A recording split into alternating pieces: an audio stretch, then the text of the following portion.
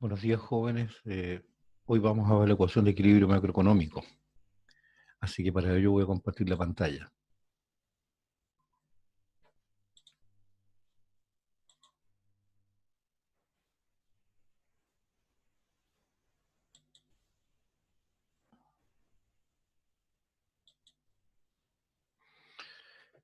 Bien, acorde al flujo circular de la renta, lo que nosotros tenemos es que el origen de la renta es exactamente igual al destino de la renta. Y todo ese dinero gastado es la valoración de la producción a precios de mercado. Y en este modelo simplificado, el origen de la renta es exactamente igual al destino de la renta porque para este modelo muy simplificado todo se está gastando. No, de tal manera que la pregunta es, ¿qué origina mi renta? Porque ya sabemos que las familias venden sus factores de producción, los llevan a los mercados de los factores, donde concurren las empresas, compran o arriendan estos factores de producción y con ellos disponen de los recursos como para poder producir bienes y servicios que van a llevar a los mercados. Las familias, cuando vendieron estos factores de producción, obtuvieron un ingreso monetario que corresponde a su renta. Con esa renta van a concurrir después a los mercados de bienes y servicios y van a comprarlos y obtienen los bienes y servicios, las familias y las empresas obtienen el ingreso correspondiente a la venta de aquellos productos. Y por lo tanto, esta valoración de la producción a precios de mercado, que serían los ingresos que están obteniendo las empresas, es el PIB. Y origen de la renta es igual exactamente al destino de la renta, es decir, la cantidad de dinero que percibe la familia es la misma cantidad de dinero que ellos van a gastar. Entonces, ¿qué origina mi renta? Decía, o por qué se origina mi renta, porque existe demanda. Si no existiera demanda, no pasaría absolutamente nada. Es decir, si yo quiero fabricar zapatos y no existe demanda por mis zapatos, me voy a quedar, digamos, con los zapatos guardados. Habré gastado tiempo y recursos para no obtener nada de lo que yo a lo mejor pensaba. Yo creía que existía una demanda y que la gente me iba a comprar mis zapatos, y como cuando me compraba mis zapatos yo estaba teniendo un diferencial que era mi renta. Pero si no existe demanda, entonces no se origina mi renta. ¿Quiénes son los que demandan? Es la otra pregunta que uno debería hacerse. Bueno, las familias por un lado, que demandan bienes de consumo, las empresas que demandan bienes de inversión, el gobierno que necesita un presupuesto que le permita financiar sus gastos de gobierno y las transferencias, que son regalos que hace el Estado o el gobierno a personas o a familias por una única vez, ¿no? Ha atendido una situación muy particular que estén viviendo o de necesidad, pero es por una única vez, o sea, se transfiere por una única vez. Y los países extranjeros que están demandando nuestras exportaciones, ¿no? De tal manera que podemos decir que existe una demanda interna, que está representada por la demanda de las familias, empresas y gobiernos, y una demanda externa que son los países extranjeros que nos quieren comprar algunos bienes y los servicios que nosotros prestamos. ¿Cuál es el destino de la renta? ¿Qué hago con ella? Bueno, la dedico a consumo, pago de impuestos, ahorro e importaciones. De tal manera que si el origen de la renta es exactamente igual al destino de la renta, entonces lo que vamos a tener es que el consumo, más la inversión, más el gasto de gobierno, más transferencias, más exportaciones, es exactamente igual al PIB, pero es igual también al consumo, más los impuestos, más el ahorro, más las importaciones. ¿Mm? Y se pueden observar ustedes que tanto el gasto de gobierno como las transferencias figuran con un sub-cero, ambas, y con una rayita por encima. El sub-cero significa que son autónomos.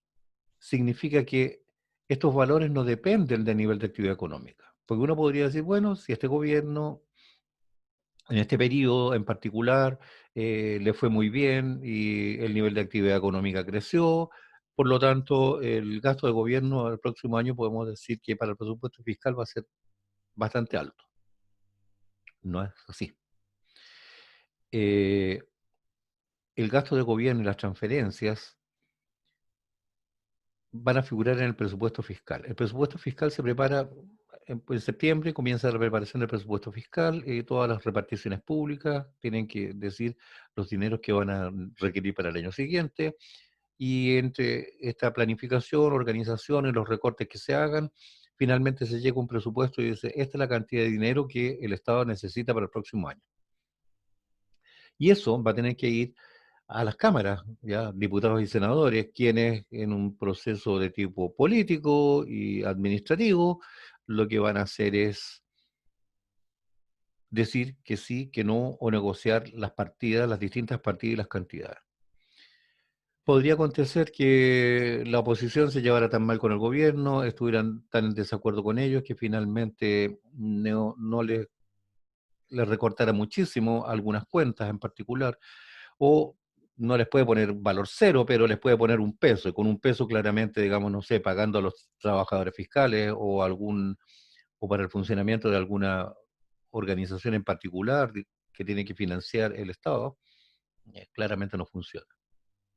Entonces, dependerá de una negociación política, en el fondo, en los montos asignados al gasto de gobierno y a las transferencias. Y tienen que ver con las opciones políticas, porque finalmente, si yo creo que el Estado debe ser chico y lo único que tiene que hacer es solamente administrar algunos recursos y ser observador de los acontecimientos prácticamente, entonces, y no puede intervenir prácticamente en nada en la economía, excepto como su papel prácticamente de observador y de controlador de algunas cosas.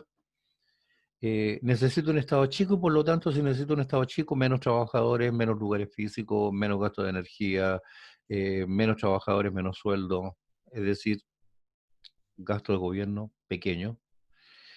Y las transferencias, bueno, las transferencias que se le da a la gente o a las familias es por necesidades. Y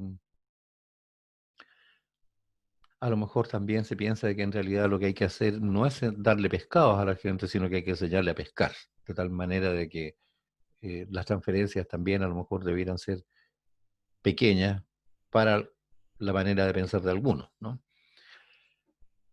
Esto es lo que se negocia en las cámaras y que no tiene que ver con el nivel de actividad económica. Muy por el contrario, podría pasar de que de repente viene un terremoto y la economía no esté bien y por lo tanto, acorde a eso, el nivel de actividad económica nosotros debiéramos, y con el terremoto cada vez está peor incluso, y debiéramos pensar entonces que debiéramos tener un presupuesto fiscal reducido acorde a las situaciones que se están viviendo, y sin embargo lo que hay que hacer es meterse la mano al bolsillo, contratar créditos de alguna manera y gastar una cantidad enorme porque hay que reconstruir todo aquello que se ha venido al suelo y porque la gente ha perdido sus enseres, ha perdido sus alimentos, no tienen trabajo porque está todo destruido y hay que reconstruir todo, de tal manera de que eh, habrá que gastar más aunque el presupuesto fiscal esté en déficit, ¿no?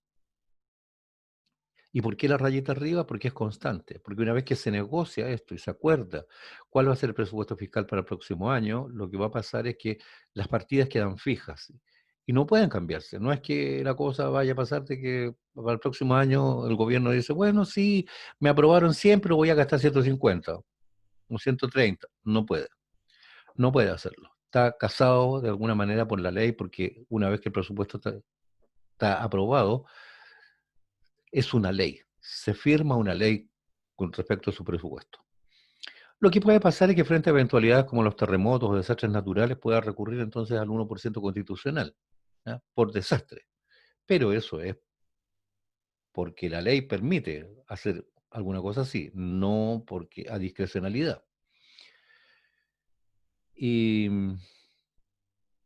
la otra cosa que puede pasar es que eventualmente frente a necesidades muy, muy particulares, como podríamos pensar ahora incluso en el caso de la pandemia, es que uno podría decir, bueno, pero ¿y los colegios? Los colegios no están funcionando y por lo tanto no tenemos gasto de agua, ni de luz, ni de gas.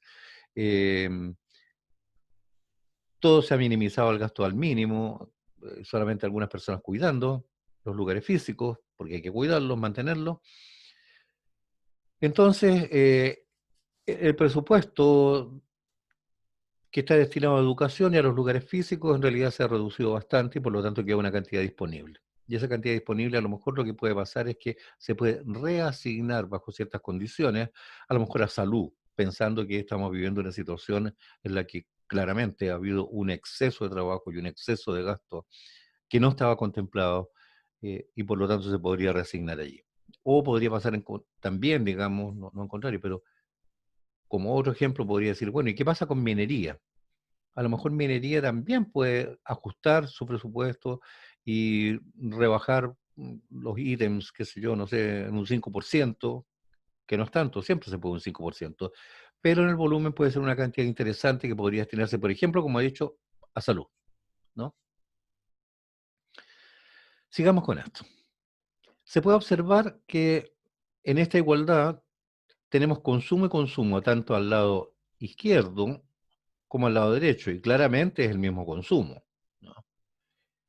Porque uno es la demanda y la otra es la satisfacción de esa demanda, ¿no? Por lo tanto, yo puedo perfectamente eliminarlas y me queda que la inversión más gasto de gobierno, más transferencias, más exportaciones debería ser exactamente igual a los impuestos, más el ahorro, más las cantidades, las importaciones. Reordenando esta igualdad, nos queda entonces que la inversión menos ahorro, más las exportaciones menos las importaciones, es igual a los impuestos menos el gasto de gobierno y sus transferencias. Y esto se dice que es la ecuación de equilibrio macroeconómico. En esta ecuación de equilibrio macroeconómico lo que tenemos tres sectores de alguna manera. Por un lado está el sector de inversión ahorro, que es el sector privado, está el sector externo o saldo neto exportador y finalmente el presupuesto fiscal. Que el presupuesto fiscal, gastos de gobierno y transferencias se financian con la recaudación de impuestos. El sector inversión ahorro lo que debiera hacer es que la inversión debiera ser financiada con el ahorro interno. Si no es así, esta inversión podría eventualmente ser financiada con ingresos de capitales externos y por lo tanto podrían provenir del sector externo, de estas importaciones que no necesariamente tienen que ser en bienes, ¿ya? O servicios, también pueden ser capitales que estén financiando de alguna manera estos diferenciales necesarios de inversión. Pero también estos capitales podrían provenir, qué sé yo, y financiar de alguna manera el presupuesto fiscal cuando el presupuesto fiscal esté en déficit. Créditos que a lo mejor se pueden conseguir en el exterior para poder financiar expansión y gastos en infraestructura, en hospitales, en, en educación, ¿no? Y ahí tenemos, digamos, que lo que uno debería pensar es que este sector externo, las exportaciones nos están proveyendo de las divisas necesarias, de los dólares, que nos permitirían poder comprar nuestras importaciones, de tal manera de que son las exportaciones que de alguna manera están financiando las necesidades de las importaciones. Y si bien pueden haber desequilibrios, estos desequilibrios de alguna manera tienen que ser financiados, ¿no? Tenemos que tener cuidado porque si nosotros exportamos más de lo que importamos, lo que está pasando en el fondo es que estamos como de alguna manera entregando crédito, financiando al mundo. Y en contrario, si estamos importando más de lo que estamos exportando, es el mundo quien nos está financiando a nosotros. De tal manera de que al principio, cuando sea poco, las tasas de interés correspondientes por la financiación de estos capitales que están llegando a través de bienes, eh, tiene a lo mejor una tasa razonable, pero en el tiempo, si los endeudamientos son muchos, sea porque estamos importando más de lo que exportamos,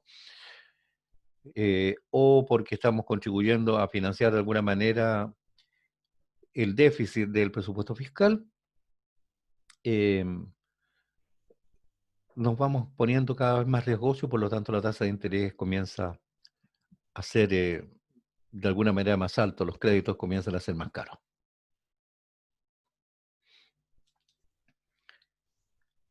La pregunta o el dilema que siempre tienen los agentes económicos si ahorrar o consumir. Y cuando estamos ahorrando, lo que pasa es que ese dinero que se está ahorrando es el dinero que se va a ir al sector inversión, obviamente, ¿no?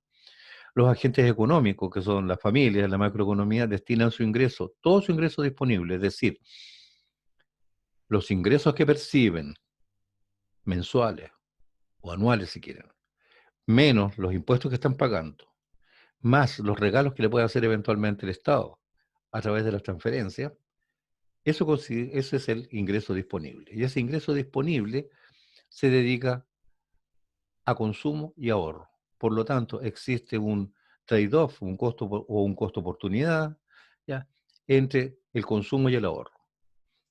Las familias enfrentan este dilema: cuánto consumir y cuánto ahorrar. Y para eso, entonces, algunas de las consideraciones que se tienen para eso es que a mayor rentabilidad, obviamente debería haber mayor ahorro, pero mayor rentabilidad significa tener una mayor tasa de interés. Que diferenciar entre interés e intereses.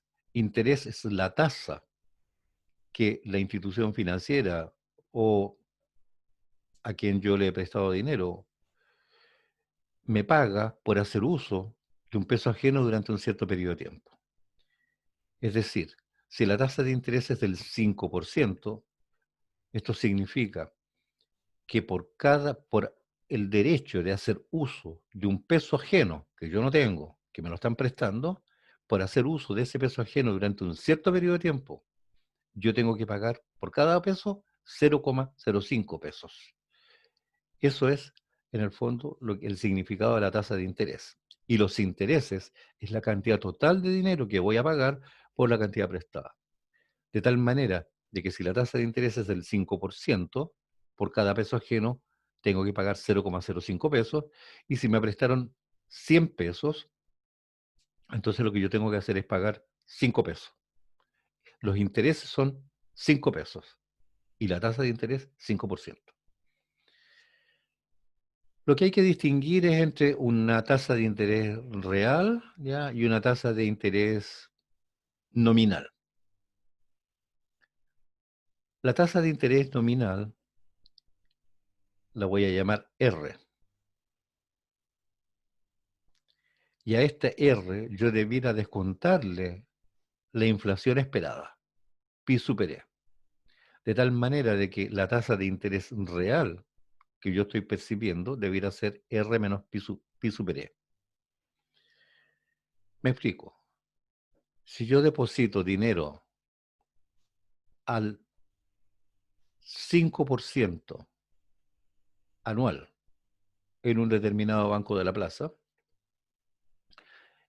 y durante el periodo ese la inflación fue de 3,5%, entonces, como el dinero tiene valor en el tiempo, ese dinero cuando lo deposité tenía un determinado poder adquisitivo el día 1 de enero del año 2019. Y al 1 de enero del año 2020, cuando se enteró un año después,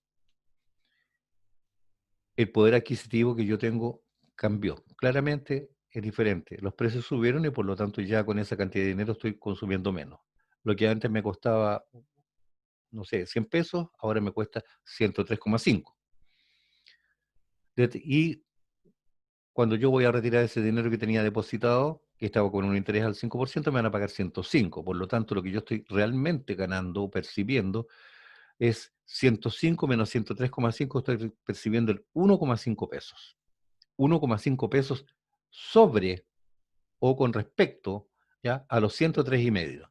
Por lo tanto, es aproximadamente el 1,5%, en realidad un poquito menos. Así que la tasa de interés real, para el ejemplo que estoy poniendo, es de un poquito menos de 1,5%, a pesar de que el nominal dice 5, producto de la inflación. Eh, ¿Qué motiva entonces a ahorrar a las familias? Si esa tasa de interés es razonablemente alta, más, más alta o bastante más, ojalá, digamos, que la inflación esperada, entonces las familias pretenden obtener una buena cantidad de intereses producto del depósito y los beneficios correspondientes. Ahora, el sistema financiero lo que va a pasar es que en la medida que disponga de una mayor cantidad de dinero, podrá entonces disponer de mayores recursos para destinarlos a la inversión, prestarlos para invertir, a menos que yo lo haga directamente con una empresa que requiere su dinero para financiar y lo haga entonces a través de un bono, un activo financiero. Es el ahorro quien financia la inversión. Si la rentabilidad que se espera es baja, entonces habrá poco ahorro y la inversión se vería restringida. El ahorro condiciona la inversión, porque a mayor ahorro, mayor inversión, a menor ahorro, menor inversión. Pero también condiciona el PIB, porque en la medida que tengamos nosotros mayor cantidad de ahorro, lo que va a pasar es que el sistema financiero dispone de una mayor cantidad de dinero para prestar, y estos dineros que se prestan se están destinando a consumo, por un lado, y a inversión, por el otro, ¿no? De tal manera de que el ahorro nos permite poder obtener créditos, y estos créditos son los que de alguna manera están moviendo la economía hoy día y nos permiten obtener flujos de beneficios hoy día, cuando estoy comprando el auto hoy día, cuando estoy construyendo la mansarda, cuando estoy haciendo ampliaciones de la casa, estoy obteniendo el flujo de beneficios hoy día que voy a pagar con trabajo futuro. Entonces adelanto los beneficios hoy a través del crédito y no solamente obtengo los beneficios del flujo de beneficios de tener la mansarda construida antes de tiempo, el poder disponer del vehículo para poder moverme, sino que además se dinamiza la economía y se genera trabajo, ¿no? Y es el tipo de interés, cuando estamos hablando con el tipo de interés, estamos hablando el número, ¿ya? Eh, el que de alguna manera iguala el ahorro con la inversión, ¿no? Entonces, a mayor tasa de interés, mayor ahorro y a mayor ahorro, digamos, mayor cantidad de dinero para poder financiar las inversiones esperadas.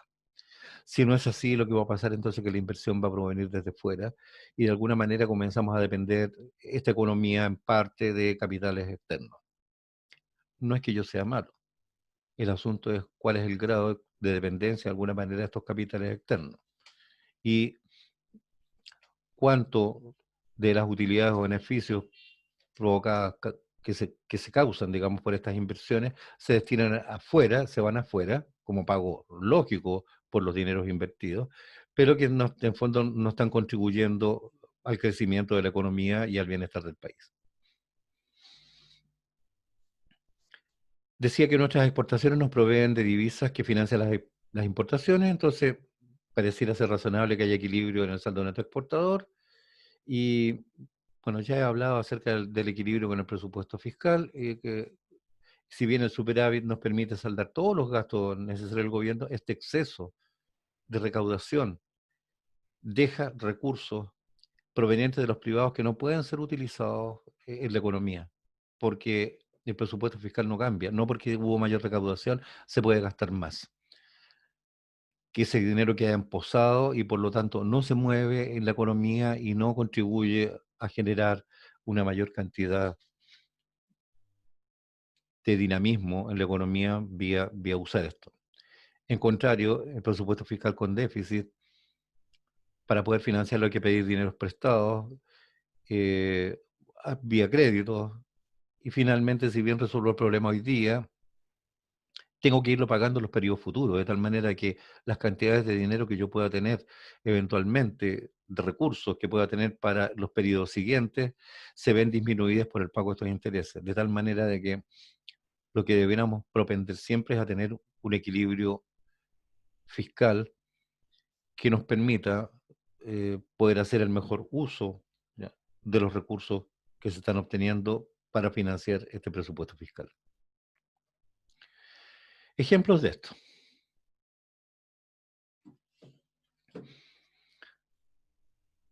Tenemos el inversión ahorro, saldo neto exportador y el déficit de otros sectores, o sea, perdón, y el presupuesto fiscal.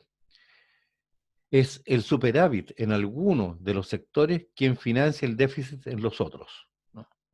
Entonces, si tenemos inversión ahorro 30, saldo neto exportador 10 y presupuesto fiscal igual 40, 30 más 10 son 40 y por lo tanto tengo la igualdad aritmética.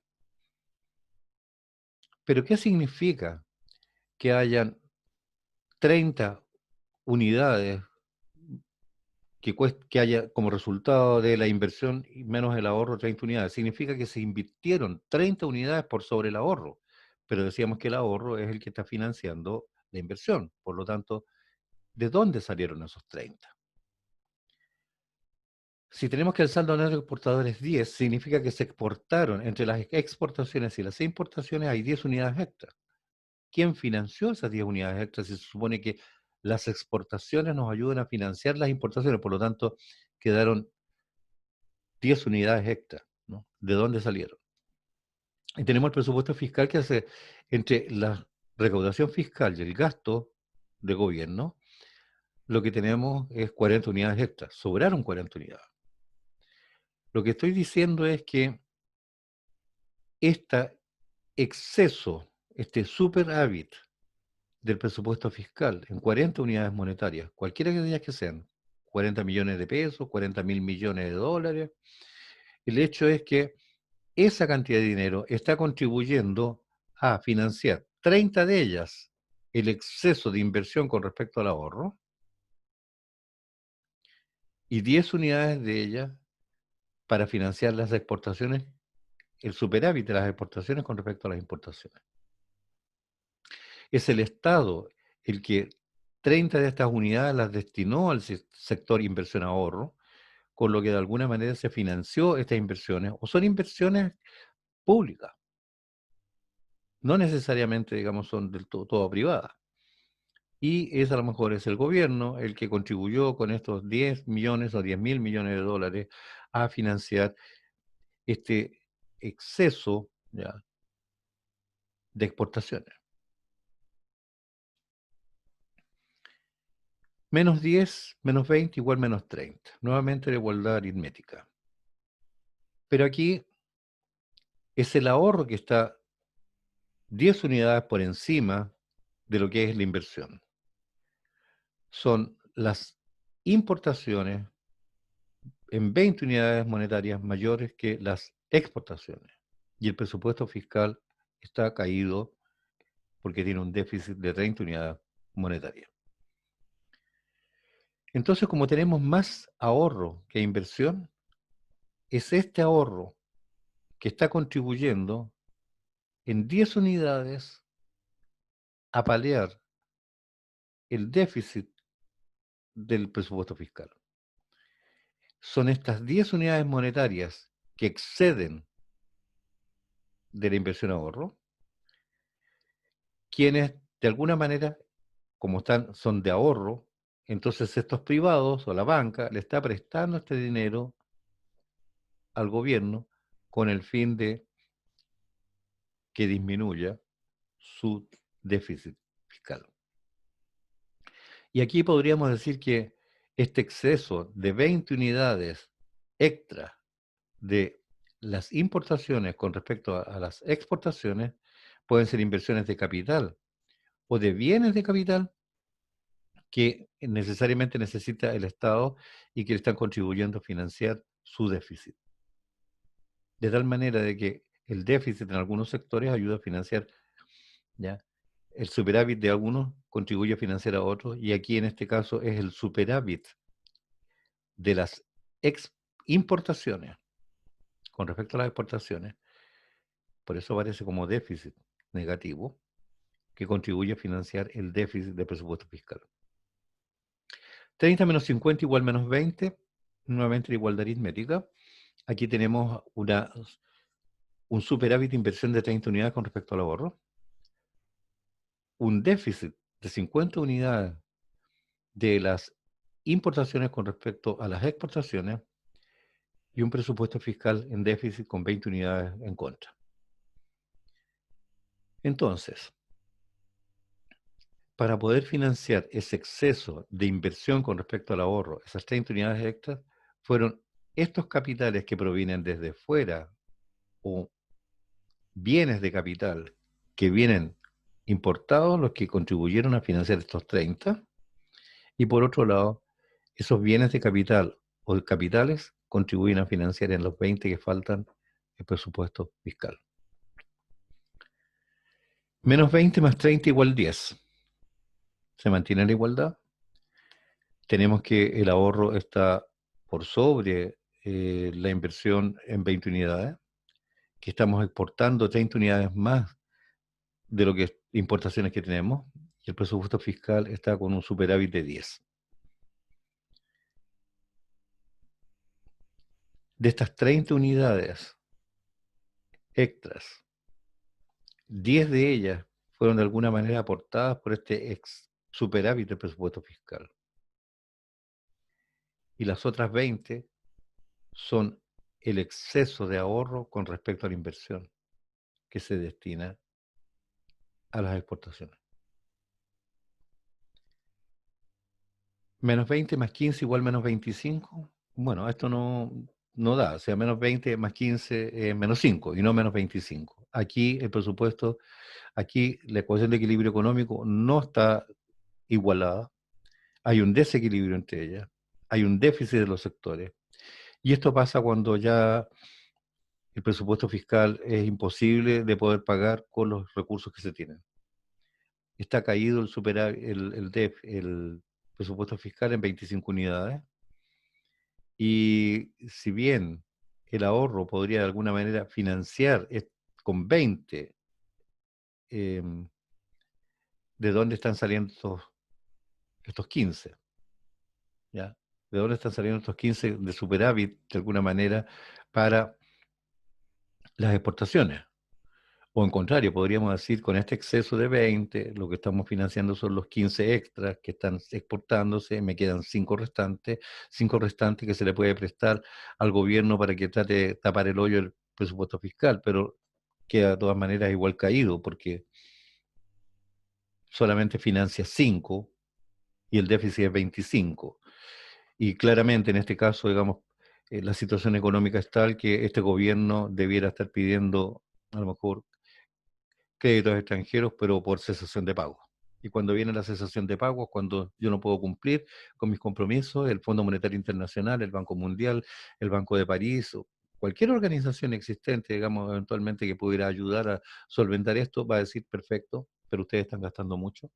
Y como están gastando mucho, entonces lo que tienen que hacer es apretarse el cinturón. Eso significa que si están caídos en tal cantidad con respecto a sus presupuestos fiscales, porque están gastando mucho, disminuir drásticamente los gastos de gobierno, se acabaron las inversiones a lo mejor gubernamentales, las mejoras por los deterioros de, no sé, hospitales, escuelas, toda la infraestructura que tiene que mantener el gobierno. Tenemos muchos trabajadores, así que hay que echar trabajadores. Los sueldos son muy altos, hay que disminuir los sueldos.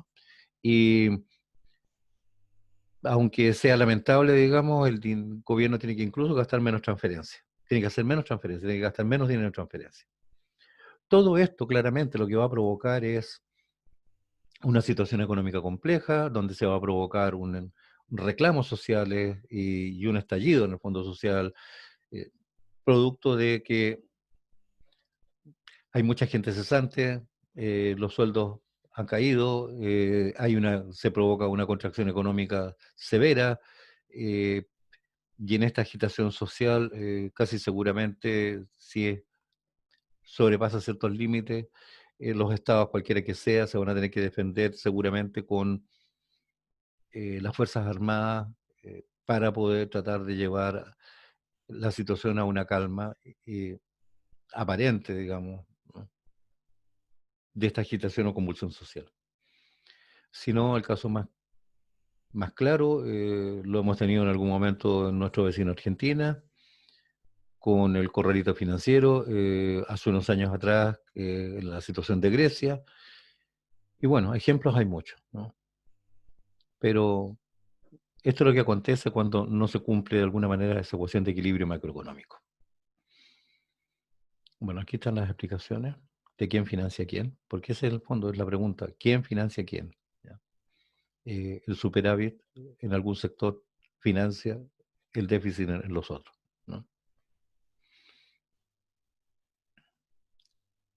Y con esto termina esta presentación.